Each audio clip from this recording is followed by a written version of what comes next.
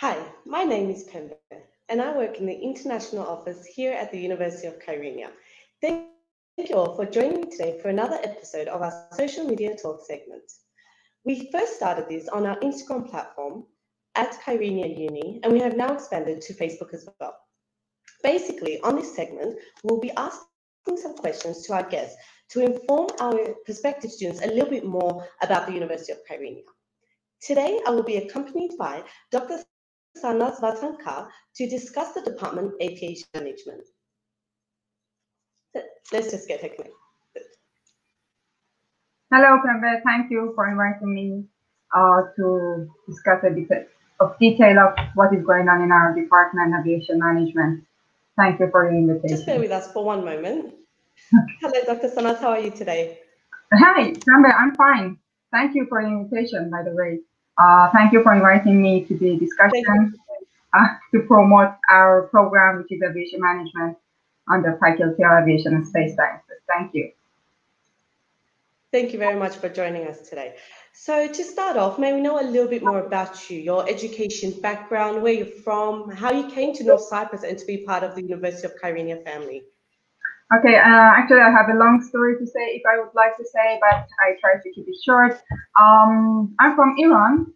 All my life, I've been fascinated with aviation. When I was looking at the sky and I was just looking how airplanes are flying, I was like, oh my God, I'm fascinated with this.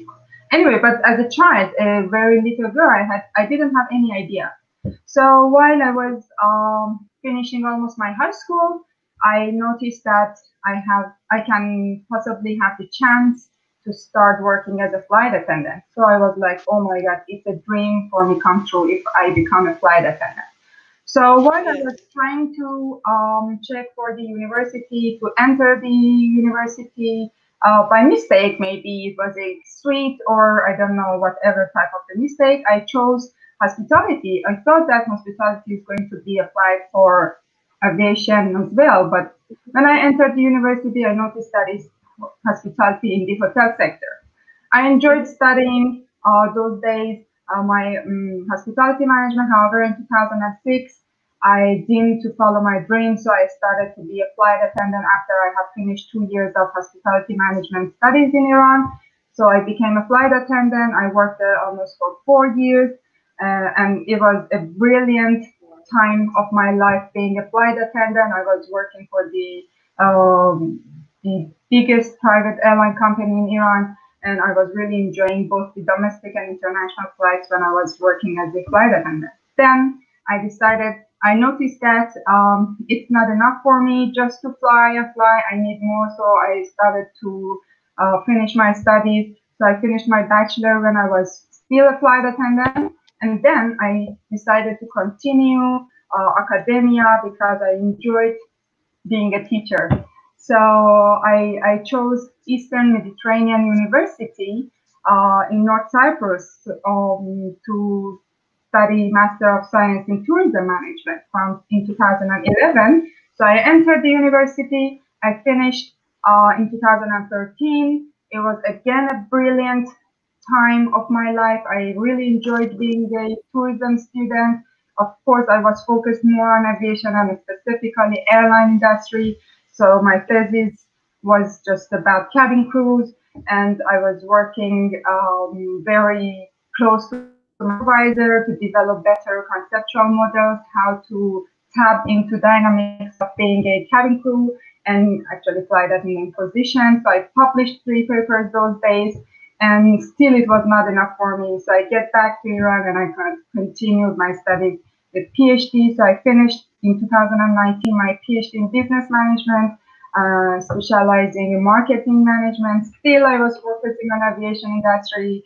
That's why my PhD thesis was also about aviation sector. This time I tried to tap into market dynamics in my country to see how preferences might be different in choosing an airline and how we can promote or develop a new business model specifically focused on Iranian market. So still since, as you see, since 2011, I can say that I've been more focused in academia, but developing ideas and more.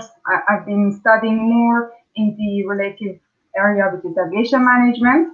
And then in 2019, I have, of course, when I was master's student here, I had many friends. I have just my social network here. So my friends were pushing me to come and to join different conferences here, or to try to secure a job here if possible. So while I was preparing a list of universities where I wanted to apply for, of course, I was fascinated with aviation, and at the University of Kyrenia with its brilliant aviation management program was a best choice for me. So I just came here, I applied, and I was successful to get the job, to secure a job here. And I'm really enjoying being a part and being a member of this lovely family since September 2019. And now I'm here with you.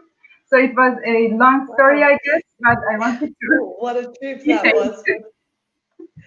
But it's good to see that you did follow your passion for aviation, and we are very happy that you are with us. Yes, I'm really passionate, really. So, and about the department, aviation management, what are some opportunities and advantages of this department? Okay, in terms of, actually, you're asking about two issues, opportunities and advantages. Okay, sometimes we can see the advantages may offer the opportunities. So I'm talking about the advantages so that you may guess what will be the opportunities.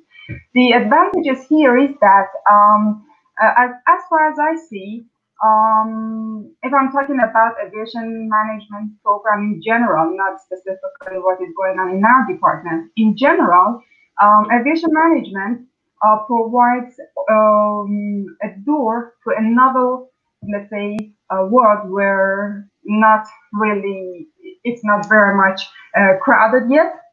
So it may act for students who are going to pursue their academic career, or even their industry career in future. It may act as a blue ocean for them, where the competition is not so high there.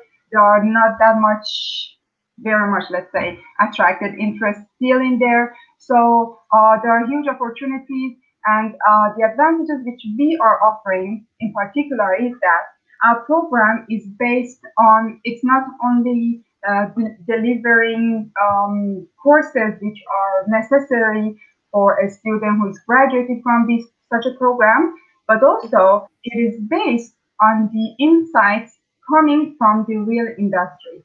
In other words, if I would like to clarify this issue, is that people who are working in our department, they're all experts, industry experts.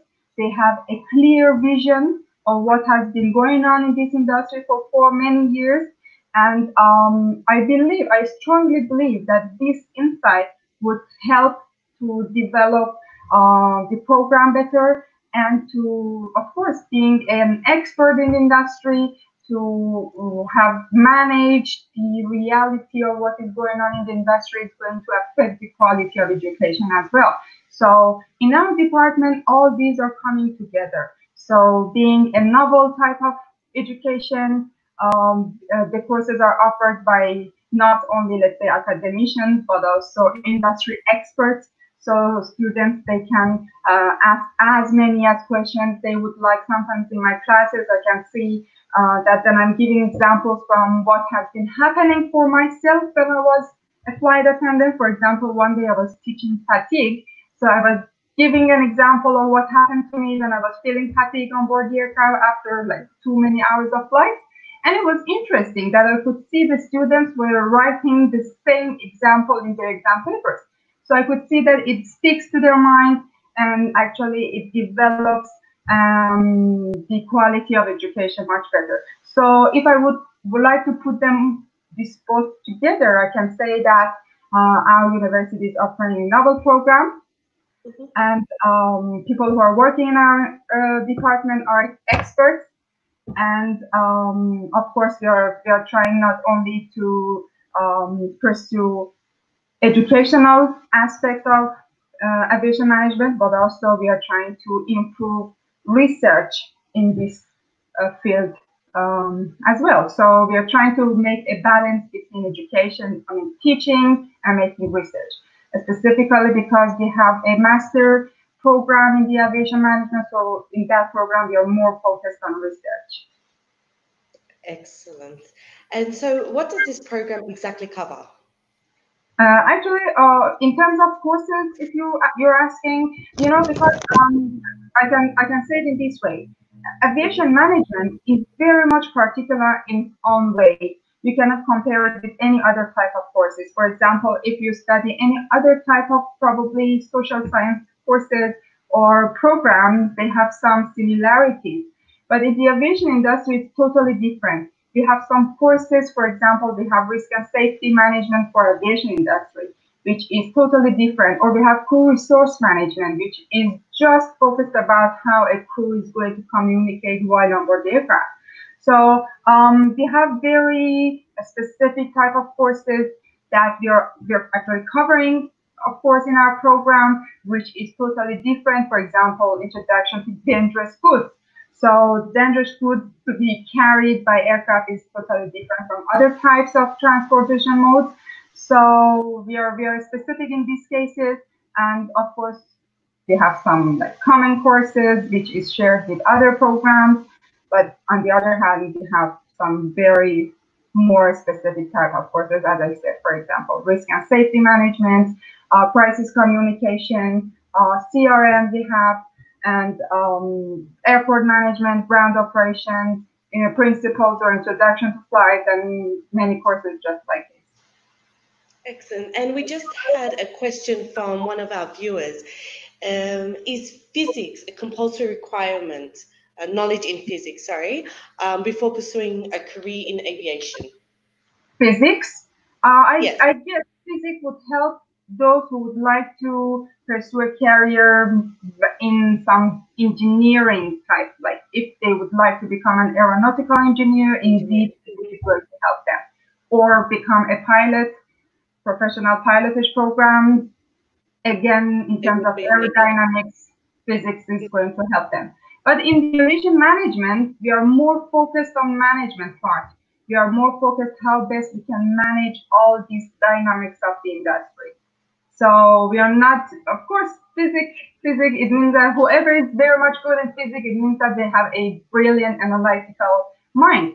So they can be good in any major field of study, not only aviation. Definitely. And so you explained a couple of job opportunities there are that's related to aviation management. But for prospective students, could you just elaborate on that? What some job opportunities that students who study this course will have in the future? Exactly. There is a wide range of job opportunities. If I would like to talk about our faculty, our students, they can become pilots, they can become aeronautical engineers, and they can become experts in aviation management. But specifically, if I would like to talk about what our students in our department may be in future, there are again still a wide range of jobs available. So the very simple job is probably, because I ask my students that what is your vision to become in future after you're finished, majority of them would like to start working at the airport. So in any position in the airport, our students, our graduates, they can start working. But airport is not the only place where they can start working. At airlines, because we cover a wide range of airline management courses, so they can start working in airline as in the marketing department, probably HR department, research and development. If they're really into making research, they can start working or secure a job in that area. Being a cabin crew, because we have, I will explain it in more detail if we will talk about different programs in which we have. We are going to have this civil aviation cabin crew program, so they just can become a cabin crew. And of course, there are some hidden jobs in the aviation industry. If I would like to take look at those jobs in terms of um, um, aviation value chain, we have some main activities which I have already said, but we have some supportive activities which are pushing aviation industry. One of those very highly, let's say, beneficial or those industries or let's say sectors that our students can secure a job is aviation catering. So they can secure a job in the catering where it's just very much important, and many airline companies are just outsourcing this type of services to like third party with experts so they can become an expert in this area. I always try to elaborate what type of jobs our students they can take. I explained about the dynamics of catering. It's very, let's say,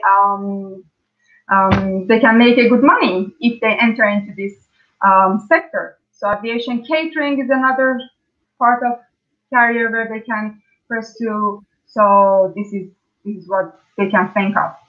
So there's actually quite a variety of Yes, opportunities in yes. this field. Despite the fact that they don't have such a vision, Mhm. I guess majority of students or families who are sometimes Yes, more dominant in choosing a major of study, they don't have such a clear vision of how their children will be able to secure a job in future. There are a variety of jobs that they can it possess. makes it a lot easier, of course. And if you're making the money, who's Yes, complaining? and you know what? I would like to add one more something here Of course, that of course. the research recently, the research has been showing that um, people who's been working, for example, if I take an example of airports, they have Mhm. noticed the research that they started to study and research, make a research in this field. They have started to notice that people who are working at the airports have not been well educated in terms of aviation management before. But nowadays, there's a trend for these businesses to acquire people or to newcomers who has already been educated in related fields of study. So those people who are graduated from such programs are having a better, let's say, opportunity to secure a job in related industries, including airline companies, airports, some other, let's say, as I told you, supportive industries like catering. I see. And from your experience in teaching, what qualities do successful students in your course possess?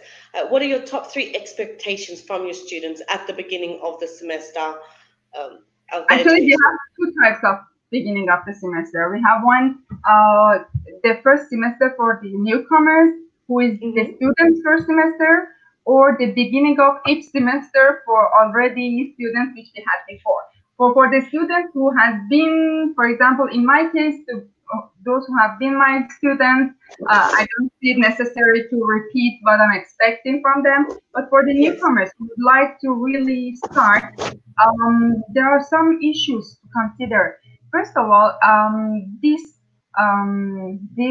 program is not like many other programs. It's a bit more demanding, so they have to really be passionate about this program. As I say, since I was like 16 or 17, I've been passionate about this industry. So if I was born again and again, I would be an aviator. Okay. So for those people who have such a dream to start aviation, to start studying or working in the aviation industry, they have to be passionate. They first of all, in my opinion, they should love what they do. They should love what they are going to study. Sometimes, and of course, they have some courses, for example, in risk management or crisis communication. We've been going through many cases studies, which aircraft was crashing. So it shouldn't actually make them a bit afraid of, oh my God, what industry we are going to enter. It's not like this. To study and to learn more before they enter, to broaden their view of what is going on or what will be, and to be hardworking. To be hardworking is my another priority which I'm going to expect from my students. Because being a student, it means that hardworking. So I always say life for a student, especially if you're an undergraduate student, is not easy. So life is difficult because you need to put more effort, but at the end you're going to gain more. Okay, Yes. so in this case, I would say students starting their semester at the beginning of the semester, they should show passion, they should show their hard work, and study more before actually to orient themselves before entering the program so that they can manage their expectations and maybe sometimes excitement. Okay, So basically, like passion for the field. And like they say, when you actually want something and love something, you'll get a lot further. exactly. Yeah. Yeah. And anything else? Sorry. Sorry, what was the question again? Just your three expectations. So you have finished that? Yeah, it's finished. Sorry, My it cut expectation out a was, little bit. yes, as I said, the expectations will be to show passion, hard Hmm. work, and be oriented with the program before they enter. Okay. And so let me ask you this. Aviation Management Department at the University of Carina. Why should the prospective students choose us? What makes us stand out from the others? Exactly. So again, I have to look at this issue from different lenses. Mm-hmm. Um, we are as a department by ourselves, as I told you before, even though we are young, as I said, still we are trying to build up a team of academicians who are experts in the field. Yes. So, as I said before, students they can enjoy being in an area where experts are giving not only lecture notes, but also Mm-hmm. they're disseminating their own experiences of many years. Okay, so this can be a major, in my opinion, concern for many students to make sure that they're entering in a university, they're studying some courses. Of course, these type of courses that need real example from real world. Okay, and the teacher, he or she, they don't have any idea when they're talking about fatigue, for example. They have never ever experienced such an issue. Okay, so in our university, in our department, it happens. So students they can enjoy being in an area that, and of course, when we have these let's say passionate team who came together to not only share lecture notes but also to share their experiences, it you can expect that it can go over and beyond what we say it's just normal education. We have been managing for variable seminars, or let's say webinars, during these days, and Yes. of course we have been inviting different other industry experts to share their experience, to share their knowledge, or to share their to share the upcoming trends in the industry with our students. And I can see that we are receiving a huge engagement from our students in these webinars. So in a department perspective, so these are the reasons why students they should choose us. But if I take a wider look at the location where we are in the north side or something like that, it's just a heaven. It's just a heaven. So we are not only a, let's say, experienced department offering such a very specific program. We are located in a place where they can enjoy the hospitality of these lovely people. I'm in love. I remember when I was a student at EMU. Once there was an interview. I don't remember where it was. People they were coming from England. I'm not sure what was the interview about, but there was one question. What is why you would like to study here? I said because I love this Turkish coffee culture. I love this simit culture, and I enjoy sitting in this cafe and drink tea with my friend and share my moments in this beautiful area. I can enjoy beautiful beach which we have here. So it's not only the department that can attract the students, but also if I add it up to what we have in our department, it makes it a brilliant, let's say, choice for students to prepare us rather than the access. Maybe I'm sure that these lovely people in North Cyprus, they facilitate visa issue for our students. In terms of tuition fees, we are more flexible than the other universities. So these are all come together. If actually this is not what I just say, it has been reported in many research studies before. They have been studying what item has been significantly affect students' preferences of a university choice. So these are all those significant factors. We are covering all those significant factors. So why not? This is the best place. We are having a bunch of, let's say, all those facilities and factors all together. So we welcome whoever would like to study aviation management in a wonderful location. Just everybody's welcome. Well said, Dr. Sanaz. I completely agree.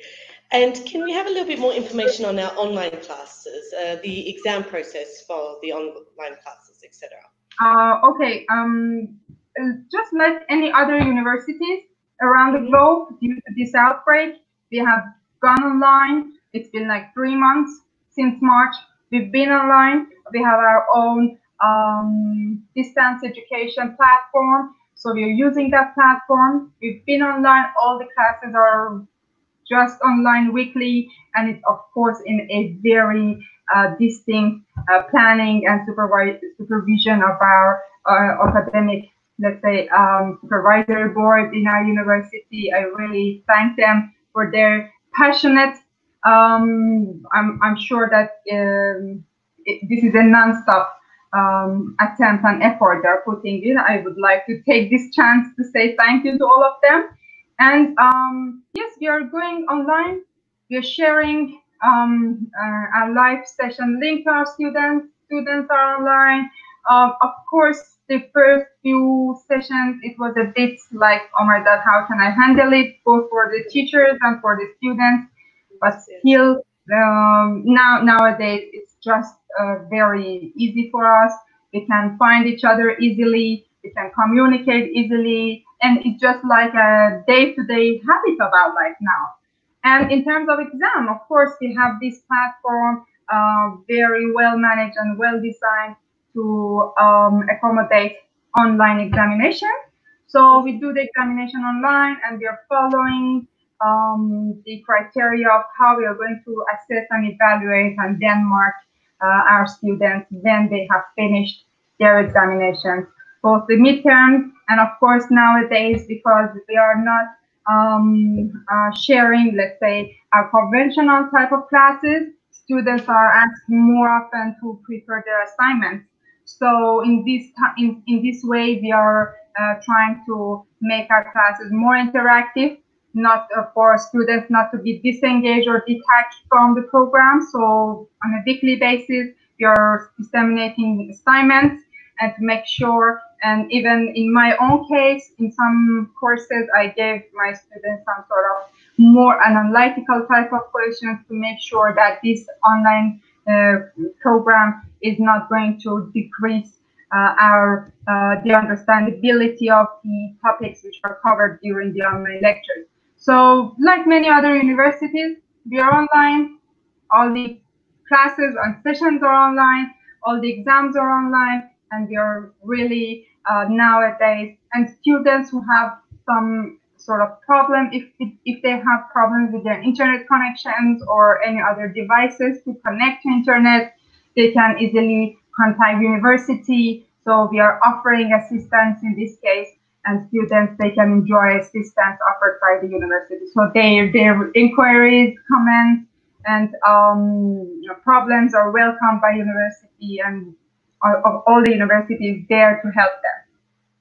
Yes, and thank you all for doing everything that you can to help our students in this pandemic time. And hopefully it will pass as soon as possible. And Hopefully. so when we look at the near and distant future, is there anything like any new developments that our current students and prospective students can expect? In our department, of course, as I said, we are currently, we are a type of, let's say, we are a young department or faculty. It's not like 10 years or 15 years of operation. So we're quite new. Even though we are new, we have been having very great success. For example, in the island, we are the only department or let's say university who is offering Master of Science in Aviation Management. To best of my knowledge, no other university is offering this program. So we are a step way ahead of other universities. And in terms of quality of education offered, still I can guess that we are doing a bit better than the other universities. And of course, we are going to offer more programs in terms of 2-year programs, higher school programs. Probably let's not go into the detail because still they are not open. But as a prospect, I can say that we are working on it. We are trying to develop those programs, which is totally different from similar programs offered by the other universities. We are putting our own insight, let's say expertise and insight into development of those programs. So I strongly believe that students who are going to apply for those 2-year programs in the future, they are going to earn a lot of beneficial knowledge about those programs. So they are more practical. Just in a flash, in 2 years, students will be able to secure a job because they are going to be equipped with necessary skills they need to enter the industry. You know, because when we are talking about 4-year program and again master program, we are approaching or we are trying to prepare our students both in terms of skills and knowledge. In the 2-year program, higher school, we are more focused on skills. In the 4-year undergraduate program, both the skills and knowledge, and while we are offering our master program, as I said before, we are more focused on developing our students' research skills. So because master program is a bridge between undergraduate and PhD. So if you would like to secure a good PhD program in future, you should show a good knowledge of research methods and a good let's say record of previous publications. So in the master program, you're focused on research, and of course we have selected very specific courses to be added in the master program to make sure that students are well knowledge in those areas, plus how they can develop their research skills. Okay, and so it just came to mind, while we're on the subject of masters, what are the advantages of studying postgraduate in this field? Like, what other job opportunities will studying postgraduate be available? If I would like to say like this, master program generally, as I said, it connects your undergraduate program to your PhD. So if you would like to secure a PhD program in the future, it is more wise to start studying a master. Okay, but I know in many countries to have a master program is a advantage for employees who are already employed in the industry to get like some sort of promotions, or for other newcomers to have, or let's say to outcompete their competitors in the job market to secure a new job as a newcomer. Okay, so that's why I say in the master program, we are not only focused on research methods or research focused, but also we have chosen some specific courses to be added into the program so that the students have the necessary knowledge needed to enter the industry. And however, master program is generally like any other program. They are the open door to PhD. So in this case, students who would like to continue studying PhD and become an aviation lecturer, then it's the best idea to start master in aviation. We are lucky we have students who are doing their second masters in our university because they believe that studying in related fields like aviation, as I said before, because it looks like a blue ocean, it's not red ocean, bloody red ocean like some other types of, let's say, major fields of study. It's quite a bit new, and not too much experts are in the field. People are either academicians or experts. So to have expert academicians can rarely be found, but we have such an environment in our department.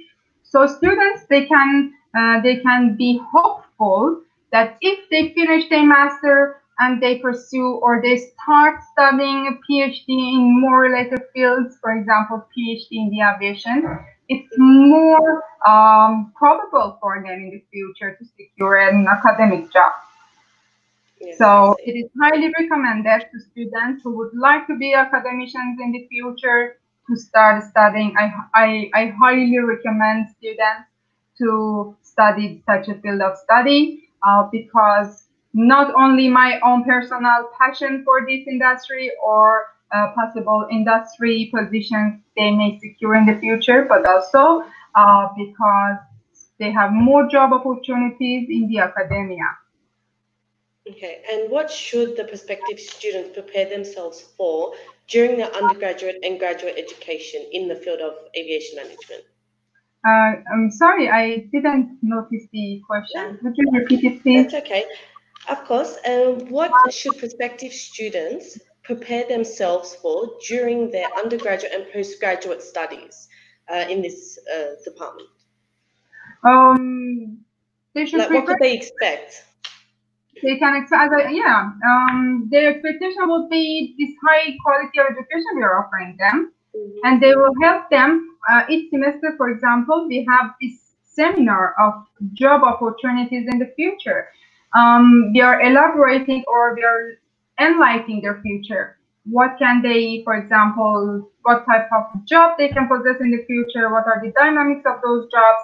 And I always, for example, I myself push my students to study more about the related field of study, because as I said before in the initial part of the interview, that we are covering wide range of courses in our program. So each of them, we have industry experts in each of them. For example, CRM, or for example, risk management, safety management system, which is a hot topic in the aviation industry, or dangerous goods, actually the knowledge of dangerous goods. So if you take a look at the industry, you can see that they have their huge sophisticated departments in the aviation industry. So I push my students, I say, look, this is the course, this is the dynamics of the job in this position. So if you would like to continue, just read more, study more, and if you have any questions, please do not hesitate to contact us for more details or for more insights into what is going on or what you are expecting to go on. Okay, so these prospect students, they can expect to have a high quality education as well as enlightened vision for their job in the future. And for our master program students, they are not only actually will be knowledge about the industry, but also they will be equipped with their research skills. And could you elaborate a little bit more on how can I say, it's like, what are some difficulties they may experience, or some unforgettable, amazing experiences, things like that? Actually, it depends on students. You know, it's a kind of, let's say, more attitudinal or perceptual type of topic that you're asking. Maybe I can share some ideas of my students' in this That case, would be excellent. because I have this close connection with students and they share their ideas, and the majority of them, they just enjoy their program, they like their program. Of course, as I said, we are trying to be more practical, like many other major fields of study. For example, field trips, they are just memorable. We are working on these field trips to make it more a part of, let's say, very bold memory of the whole experience, studentship experience. And of course, being whatever the topic that we talked, there are some advantages and disadvantages, or positive points and negative points. In terms of negative points, maybe sometimes students are frustrated for being very much far from their home families, even though we are trying to pull them together via different clubs that we are offering in our university. I can see students are enjoying being a member of those clubs. For example, in our specific example, our university, not the whole university I'm talking, we are targeting African students, so they are very far from their homelands, and I can see that they're really missing their homelands, their families. So they have a very dynamic African club, and people, they are coming together, and the university is facilitating this gathering and union, so these students, they can come together and they can enjoy and share their, of course, some sort of, let's say, common features, cultural features. So this is the same case in any other different, for example, we have like dance clubs in our university, we have in our specific case, we have our aviation club. So we're trying to make a network or a social area, social network for these students to come together and share their ideas and make it a memorable part of their journey being a student in our university. Yes, that's excellent. And so you shared with us a little bit earlier that you shared some experiences with your students from your student life and when you were a flight attendant and so on. Do you have any anecdotes you'd like to share with us about your student years? About my student years, actually, students, whole my student life, I've been a hardworking student, so I only have memories of how I was studying. Okay, well, I don't have that much exciting, probably, because my student life was not that much. Of course, for me, it was exciting because I was passionate with studying, but I don't really have a okay, maybe about flight attending days? About your Sorry? flight attendant days. Of course, being a flight attendant, I have too many. I can imagine. I have too many, but I will give you a very.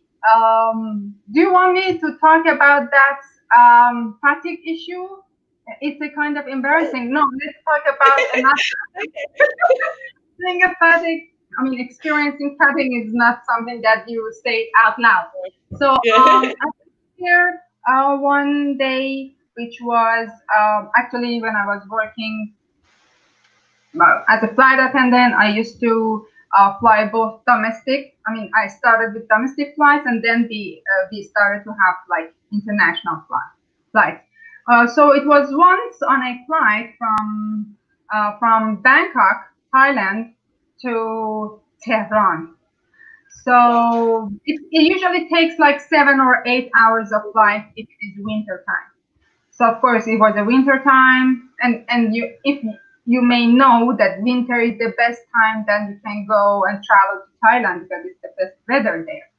So, and usually I remember I was flying a Boeing 747 aircraft. It's a giant aircraft, and we used to carry almost 400 passengers on board.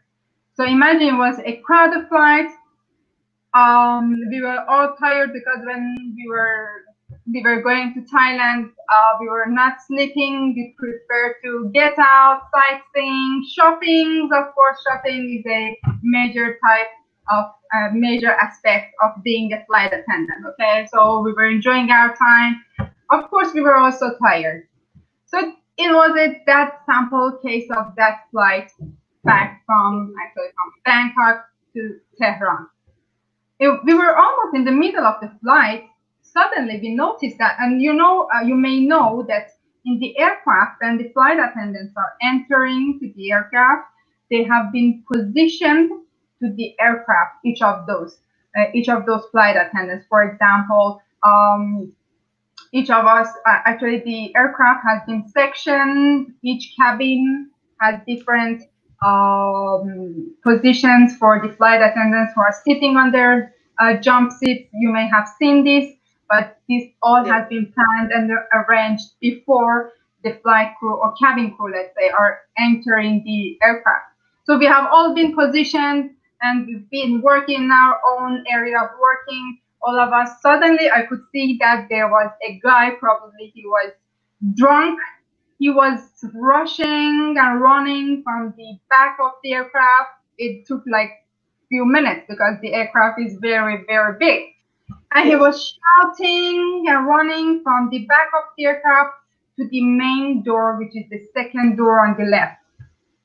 Okay, so actually, when you see it like this, it is right door, but sometimes the passengers, they believe that it's the left door. Anyway, the passenger, he was running and at the same time shouting, and I could see that guy. He was running from the opposite aisle. He was not coming through the aisle where I was, but I could see him, and he ran and ran to the front door. And again, I should explain this issue again, that each aircraft has its own features of, let's say, door, how you are going to open and close the door. So for Boeing 747 aircraft, there is a huge handle which is horizontal when the door is closed, and you have to push up the handle so that you can open the door. So that guy, he sat down on the ground, let's say, aircraft, and he put his shoulder under the handle, and he was trying to open the door. We were like 30,000 feet above sea level, and we were just flying. We were in the middle of nowhere, and he thought that he can open the door if he pushes the handle, but due to the pressurization of the aircraft, they cannot open the door. For a few seconds, we were like, oh my God, what is this stupid guy is doing? And we were so lucky that, and of course, it was in front of the galley where another flight attendant was working. We were lucky that that flight attendant, he was actually his parents, both mother and father, was working for military. So he had some military let's say training. Yes, training and experience. And of course, they have some safety guards on board the aircraft. So that guy, they came together and they knocked him out, and they just crossed his hand like this. I don't know, even his hand chain, something like that. So he was arrested somehow on board the aircraft, and he was just sent to the nose of the aircraft, and he didn't have any permission to move, to eat, to drink anything. And immediately when the aircraft was landed in Tehran, he was arrested. I mean, the police officer, they came, they were standing there in the jetway waiting for him to arrest him. So for the whole flight, after he was doing this, nobody was talking. Nobody was asking for anything. Everybody was like, they were like this, and I was like, that just happened. Asking for anything, like drinks, because it's a long flight, and Iranian passengers are very much demanding. They are really demanding. I cannot tell you how. So the whole flight, we were in such a relief. Of course, I'm joking about being a relief, but it was really stressful. And it happened some other times that we had these aggressive passengers on board the aircraft. Yeah, so this was a very sample of what you may experience. Sample day of a, let's say, flight attendant life on board the aircraft. Everything can happen. And I was among those lucky people who survived the industry. Well, thank you for sharing that. And I can't imagine what experience that must have been. So that is all we do have time for today. Okay, thank you all for joining me and Dr. Sanaz today. If you have any questions, please do not hesitate to contact us. You can email us at info@kyrenia.edu.tr or message us on our Instagram platform or here on our Facebook platform. And please join me next time when I'll be accompanied by the Dean of our Economics and Administrative Sciences Faculty, Professor Dr. Mehmet Altanay, on Friday, the 29th of May at 11 a.m. EEST. And until then, take care, stay safe, and goodbye.